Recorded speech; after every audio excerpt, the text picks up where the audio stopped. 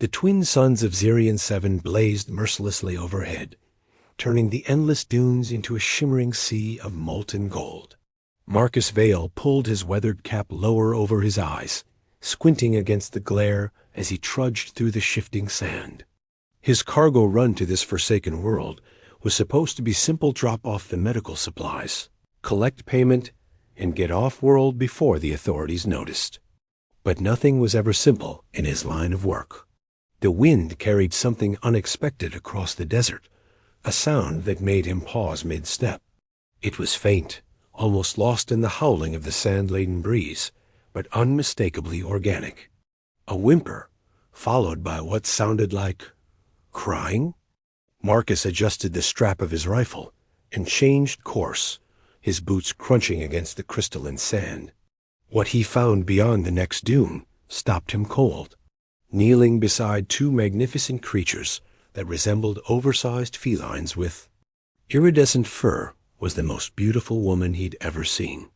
Her skin held a subtle lavender hue that seemed to shimmer in the harsh light, and her hair cascaded in waves of pure silver down her back. She wore elegant robes that had clearly seen better days, torn and stained from her ordeal in the desert. The creatures lying before her were clearly dying. Their chests rose and fell in labored gasps, their normally lustrous coats dulled by dehydration. The woman's slender hands moved frantically over them, and Marcus could see the tears streaming down her cheeks as she whispered what sounded like prayers in a language he didn't recognize. "Hey there," Marcus called out, his voice rough from the dry air. "Looks like you could use some help." The woman's head snapped up, revealing eyes like liquid starlight pale blue, with flecks of silver that seemed to dance in the light. For a moment, they stared at each other across the sand, and Marcus felt something stir in his chest that had nothing to do with the desert heat. "Please," she said, her voice melodic despite the desperation in it. "My companions. They're dying. They need water." Her accent was unfamiliar, with a musical quality that made even her plea sound like poetry. Marcus looked down at the creatures. Again, they were beautiful, even in their weakened state, their fur shifting between shades of deep blue and violet, their large eyes holding an intelligence that spoke of more than mere animal instinct. One of them, slightly larger than the other, lifted its head weakly and fixed Marcus with a gaze that seemed to pierce right through him.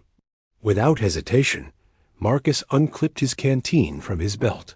It was nearly full, his last reserve of water, meant to last him until he reached his ship. On a world like Zerion 7, water was more precious than gold, and giving it away could mean his own death. But looking at this mysterious woman and her dying companions, he found he couldn't walk away. "Here," he said, kneeling beside her and offering the canteen. "It's not much, but it's what I've got." Her eyes widened in astonishment. "You would give me your water? But you don't know me. You don't know what I am." Marcus shrugged, a wry smile playing at his lips. "I know you're in trouble. That's enough for me." Their fingers brushed as she accepted the canteen, and Marcus felt a jolt of electricity run up his arm. The woman's breath caught slightly, and he wondered if she'd felt it too. She turned immediately to her companions, carefully tilting the canteen to allow the precious liquid to flow into their mouths. "Easy, Zephyr," she murmured to the larger creature. "Not too fast." She repeated the process with the smaller one. "You too, Nova. Slowly now." The effect was almost immediate. The creature's breathing deepened, and some of the luster returned to their coats. They lifted their heads, blinking gratefully at Marcus with those intelligent eyes. The larger one, Zephyr, even managed to lift a paw in what looked distinctly like a gesture of thanks. "They're beautiful," Marcus said, settling onto the sand beside the woman. "What are they?" "They're stallions," she replied, her voice soft with affection as she stroked Nova's head. A single quotes were sacred to my people. Zephyr and Nova have been with me since they were cubs. Her expression darkened. They're all I have left of home. Marcus studied her profile, noting the refined bone structure, the way she carried herself even in her desperate state. There was something regal about her, something that spoke of nobility and privilege. "What's your name?" She hesitated, as if weighing whether to trust him. "Serafina," she said finally. "And you are?" "Marcus Vale, freelance trader, occasional smuggler, and apparently rescuer of beautiful women and their exotic pets." He grinned, trying to lighten the mood. "So, Serafina, what brings you to this charming vacation spot?" A shadow crossed her. "Features. My ship ... It crashed 3 days ago. We've been wandering the desert ever since, looking for water, for shelter, for anything." She looked up at him with those stunning eyes. "I thought we were going to die out here." Marcus felt his heart constrict. "Well, you're not dying on my watch. My ship's about 2 clicks north of here. I can get you and your friends somewhere. Safe. You would do that?" Seraphine's voice was barely a whisper. "But why? You don't owe me anything." Marcus reached out and gently touched her cheek, his thumb brushing away a tear. "Let's just say I've got a weakness for damsels in distress, especially ones with silver hair and eyes like stars." A flush colored her lavender cheeks, making her even more beautiful. I don't know what to say. Your kindness is beyond anything I expected to find in this place." "Don't mention it," Marcus said, getting to his feet and offering her his hand. "Come on, let's get you out of this heat." As they walked across the dunes, Zephyr and Nova flanking them like loyal guardians, Marcus found himself stealing glances at his mysterious companion. There was something about her that went beyond mere beauty, a strength that showed in the way she moved, a grace that spoke of careful training. And those eyes, they held depths he longed to explore. "Marcus," Serafina said as they crested. A dune and his ship came into view. "There's something I need to tell you. Something about who I am." The Star Runner sat in a small depression between the dunes, its hull scarred and weathered, but still space-worthy. Marcus had never been more glad to see her. "What is it?" Serafina stopped, turning to face him. The wind whipped her silver hair around her face, and for a moment she looked ethereal, like something from a dream. "I'm not just anyone, Marcus. I'm the daughter of Queen Ophelia of Celestria. I'm a princess." Marcus blinked, processing this information. "A princess? Of course you are." He laughed, shaking his head. "I should have known. The way you carry yourself, the way you speak, it all makes sense now. Does it change things?" she asked, uncertainty flickering in her eyes. Marcus looked at her for a long moment, then smiled. "Honey, I've smuggled everything from Altarian silk to vegan rum. A princess on the run is just another Tuesday for me." He paused, his expression growing more serious. "But it does explain one thing. You're in a lot more danger than I thought, aren't you?" Serafina nodded, her shoulders sagging slightly. "I was to be married to Lord Cain Blackthorn of the Void Reaches. It was a political arrangement meant to bring peace between our systems. But Cain is ... He's a monster, Marcus. Cruel and power-hungry. I couldn't go through with it." "So you ran," Marcus said, understanding dawning. "I ran," she confirmed, "and now he's hunting me. He won't stop until he finds me, and when he does—" She shivered despite the desert heat. Marcus reached out and took her hands in his. "Then we'll just have to make sure he doesn't find you. Come on, princess. Let's get you and your friends somewhere safe." As they boarded the Star Runner, Marcus couldn't shake the feeling that his life had just taken a turn toward the complicated. But looking at Serafina, watching the way she tenderly cared for her companions, seeing the strength and vulnerability warring in her starlight eyes, he found he didn't care. Some things were worth fighting for, and he had a feeling this beautiful, mysterious princess was one of them. The Star Runner hummed through hyperspace, its engines creating a gentle vibration that seemed to soothe Zephyr and Nova as they rested in the ship's small cargo bay. Marcus had fashioned a comfortable nest for them, using emergency blankets and his own sleeping bag, and both stallions had recovered remarkably well from their ordeal in the desert. Serafina sat beside them, her fingers running through Nova's iridescent fur as she hummed a lullaby in her native tongue. Marcus watched her from the cockpit doorway, captivated by the gentle melody and the way the ship's soft lighting played across her silver hair. 3 days had passed since they'd left Zirian 7, and he found himself growing more enchanted with his mysterious passenger with each passing hour. "That's beautiful," he said softly, not wanting to interrupt, but unable to remain silent. "What is it?" Serafina looked up, a wistful smile touching her lips. "A song my mother used to sing to me when I was small. It's about the first stars, and how they scattered across the void to bring light to the darkness." Her voice grew quieter. "I used to think it was just a pretty story. Now I wonder if there's more truth to it than I realized." Marcus settled beside her, careful not to disturb the resting stallions. "Meaning? Sometimes it takes just one light to pierce the darkness," she said, her starlight eyes meeting his. "One act of kindness to change everything." Before Marcus could respond, the ship's proximity alarm shattered the peaceful moment.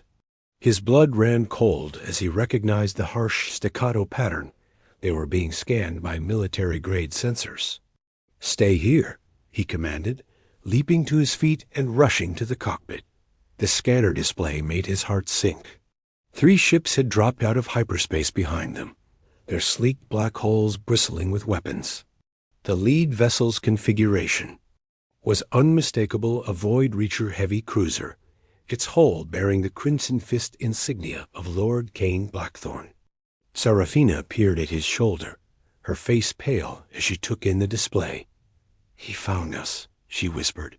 "Not yet," Marcus growled, his hands flying over the controls. "But he's about to get one hell of a surprise." The Star Runner lurched as Marcus threw her into a steep dive, diving toward the swirling purple clouds of the Maelstrom Nebula. The nebula was a navigational nightmare, a chaotic storm of ionized gas and electromagnetic interference that had claimed countless ships over the years. It was also their only hope of escape. "Marcus, are you insane?" Serafina gasped, gripping the co-pilot's chair as the ship bucked and rolled. "No one flies into the maelstrom." "That's what makes it perfect," Marcus replied, his voice tight with concentration. Behind them, the Void Reacher ships hesitated at the nebula's edge, their pilots clearly weighing the risks. "Blackthorn might be ruthless, but he's not stupid. He knows what this place can do to a ship." The Star Runner plunged into the nebula's outer edge, and immediately the cockpit was bathed in an eerie purple glow. Lightning arced across the hull, and the ship's systems flickered as electromagnetic pulses wreaked havoc with the electronics. Marcus fought to keep them on course, his hands steady despite the chaos around them. "There," Serafina pointed through the swirling gas clouds. "I see something." Marcus followed her gaze and spotted what she'd seen, a massive structure looming out of the nebula's depths. It was clearly artificial, a sprawling complex of interconnected modules and docking bays that had been built into the heart of a massive asteroid. Most of it was dark, but he could see a few sections still showing signs of power. "It's an old research station," he realized, "probably abandoned when the nebulous storms got too dangerous." He glanced at his scanner, noting that their pursuers had given up the chase and were retreating to the nebula's edge. "Perfect. We can hide there until they get tired of waiting." As they approached the station, Marcus was amazed by its sheer size. It must have housed thousands of people in its heyday, with multiple levels and what looked like an entire city built into the asteroid's core. Now it drifted silent and dark, a ghost ship in the heart of the storm. "Are you sure it's safe?" Serafina asked, as Marcus guided them toward what appeared to be a functioning docking bay. "Safer than facing Blackthorn's fleet," Marcus replied. "Besides, I've got a good feeling about this place." The docking bay's atmospheric shields flickered to life as they approached, and Marcus felt a surge of hope.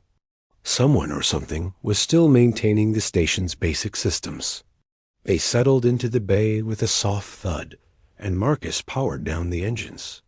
"Welcome to our home away from home," he said, trying to inject some humor into the situation. "It's not much, but it's got atmosphere and artificial gravity. Can't ask for much more than that." As they explored the station, Marcus marveled at the advanced technology that surrounded them. The corridors were lined with bioluminescent panels that activated at their approach, and the air recycling systems hummed with quiet efficiency. Whoever had built this place had spared no expense. "It's beautiful," Serafina breathed, her voice echoing in the vast central chamber they'd discovered. The room was dominated by a massive transparent dome that offered a stunning view of the nebula's swirling storms. Like being inside a jewel, Marcus found himself watching her instead of the view, captivated by the way the purple light played across her features. "Yeah," he said softly. "Beautiful." They made camp in what appeared to be a former observation lounge, with comfortable seating and a small kitchenette. Zephyr and Nova seemed to approve of their new surroundings, exploring the space with feline curiosity before settling near the dome to watch the lightning storms outside. As the hours passed, Marcus found himself growing increasingly aware of Seraphine's presence beside him. They talked about everything and nothing in her childhood on Celestria, his adventures as a smuggler, their hopes and fears for the future. The conversation flowed as naturally as breathing, and Marcus realized he'd never felt this comfortable with anyone before. "I should warn you," Serafina said during a lull in their conversation. "Khan won't give up easily. He's patient, methodical. He'll wait at the nebula's edge for as long as it takes. Then we'll have to be smarter than him," Marcus replied. "Good thing I've got a princess on my side. I bet you know all sorts of useful royal secrets." Serafina laughed, the sound like silver bells in the vast chamber. "I'm afraid courtly etiquette and diplomatic protocol won't be much help against a warlord."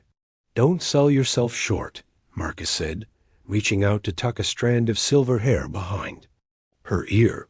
"You've got strength, intelligence, and more courage than most people I know. That's worth more than any weapon."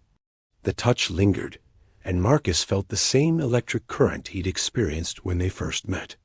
Seraphine's breath caught, and for a moment the space between them seemed to crackle with possibility. "Marcus," she whispered, her voice barely audible over the station's ambient hum. "Yeah? Thank you. For everything. For saving us, for bringing us here, for—" She hesitated, then seemed to gather her courage. "For making me feel like I'm worth saving." Marcus's heart clenched. "Serafina, you're worth saving 1,000 times over. Hell, you're worth fighting for." Their faces were inches apart now, and Marcus could see the storm of emotions swirling in her starlight eyes. Want, fear, hope, and something deeper that made his pulse race. Without thinking, he leaned closer, and she met him halfway. Their lips touched in a kiss that was soft and tentative at first, then deepened as they lost themselves in the moment. Marcus felt like he was drowning in starlight, in the sweetness of her mouth and the soft sound of her breath. When they finally broke apart, both were breathing heavily. Serafina began, but Marcus silenced her with a finger to her lips. "Don't," he said gently. "Don't overthink it. We're alive, we're safe, and we're together. That's enough for now." She nodded, settling against his side as they watched the nebulous storms rage outside. Zephyr and Nova had curled up together. Nearby, their breathing deep and peaceful. For the first time since leaving Zarian 7, Marcus allowed himself to hope that maybe, just maybe, they might have a chance at something beautiful. But even as he held Serafina close, he knew their respite was temporary. Somewhere beyond Nebula's edge, Lord Cain Blackthorn was waiting, and when he tired of the hunt, he would come for them with everything he had. For now, though, Marcus pushed those thoughts aside. He had a princess in his arms, a stunning view of the cosmos, and the promise of tomorrow stretching out before them. Whatever came next, they would face it together. The storm raged on outside, but inside their sanctuary there was only warmth, hope, and the beginning of something that might just be worth fighting for. The research station had become their world, a bubble of safety suspended in the heart of the chaotic nebula. For 2 weeks, Marcus and Serafina had explored its vast corridors and chambers, discovering wonders that spoke of a civilization far more advanced than anything either had encountered before. The station's systems seemed to anticipate their needs, providing fresh food from hydroponic gardens that had continued growing in automated chambers, and even adjusting the lighting to match their sleep cycles. "Good morning, inhabitants," came a melodious voice as they entered the central observation chamber. They had grown accustomed to the station's artificial intelligence, though it had taken several days before the entity had revealed itself. "Morning, Juno," Marcus replied, settling into what had become his favorite chair near the great dome. The AI had chosen the name herself, explaining that she had been the station's research coordinator before the facility was abandoned. "Any word from our friends outside?" "Lord Blackthorn's vessels remain at the nebula's perimeter," Juno reported, her voice carrying a note of what almost sounded like disdain. "Their numbers have increased to 7 ships, most persistent." Serafina joined Marcus at the dome, carrying 2 cups of the exotic tea they'd discovered in the station stores. Zephyr and Nova padded behind her, the stallions having grown remarkably comfortable in their new environment. The larger creatures had even begun to play again, chasing each other through the corridors with something approaching joy. "He won't give up," Serafina said quietly, settling beside Marcus. "Cain sees me as a possession, something that belongs to him by right. He'll wait forever if he has to." Marcus took her hand, intertwining their fingers. Over the past weeks, such touches had become natural, comfortable. They had shared more kisses, more intimate moments, but always with an underlying current of uncertainty about what the future might hold. "Then we'll have to make sure forever doesn't come," he said. "Juno, what can you tell us about the station's defensive capabilities?" The AI's holographic form shimmered into existence, a tall, elegant woman with flowing robes that seemed to be made of starlight itself. The Meridian Research Station was designed to be completely self-sufficient and defensible. "We have energy, shields capable of withstanding significant bombardment, as well as a complement of automated defense drones. However, I must warn you that activating these systems would require—" She paused, her expression growing troubled. "It would require a significant sacrifice." "What kind of sacrifice?" Serafina asked, though her tone suggested she already suspected the answer. The defensive systems were powered by the station's central core. Activating them would mean drawing power from life support, artificial gravity, and other essential systems. The station could defend itself, but it would become uninhabitable within hours. Marcus felt his heart sink. Their sanctuary would become their tomb. There has to be another way. "Perhaps," Juno said thoughtfully, "but it would require someone with intimate knowledge of Celestrian royal codes and diplomatic protocols. Someone who could ... She looked directly at Serafina. "Someone who could negotiate from a position of strength." Before Serafina could respond, the station's proximity alarms began to sound. But these weren't the harsh warnings they'd grown accustomed to. These were different, more urgent. "What is it?" Marcus demanded. "A single ship has entered the nebula," Juno reported, her form flickering with apparent concern. "It's not one of Blackthorn's vessels. The configuration is ... Unusual. On the dome's display, they could see a sleek ship unlike anything Marcus had ever encountered. Its hull seemed to shift and flow like liquid mercury, and it moved through the nebula's storms with impossible grace. "I know that ship," Serafina whispered, her face pale. "It's the Shadows. Edge, it belongs to Echo." "Echo?" Marcus asked. "An information broker, smuggler, and occasional assassin," Serafina explained. "She worked for my mother before everything went wrong. If she's here, it means someone sent her." The ship docked with fluid precision, and within minutes, they heard footsteps echoing through the station's corridors. The person who appeared in the observation chamber was unlike anyone Marcus had ever seen, tall and androgynous, with skin that seemed to shift between different hues depending on the angle of the light. Their hair was pure white, and their eyes held depths that spoke of centuries of experience. "Your Highness," Echo said, offering a bow that was both respectful and slightly mocking. "You've led us quite a chase." "Echo," Serafina replied, standing straighter, every inch the prince's. "I should have known Mother would send you. Queen Ophelia is concerned," Echo said, their voice carrying musical undertones. "The situation with Lord Blackthorn has escalated beyond anyone's expectations.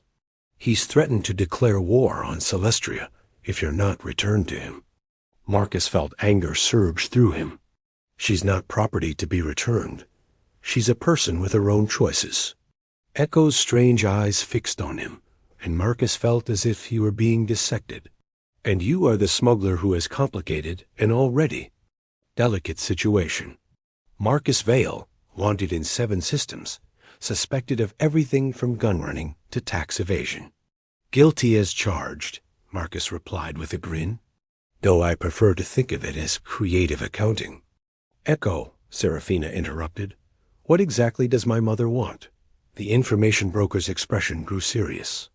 "She wants you to come home. The political situation is becoming untenable, but—" They paused, glancing between Marcus and Serafina. "She also wants you to be happy. She's authorized me to offer alternatives." "What kind of alternatives?" Marcus asked.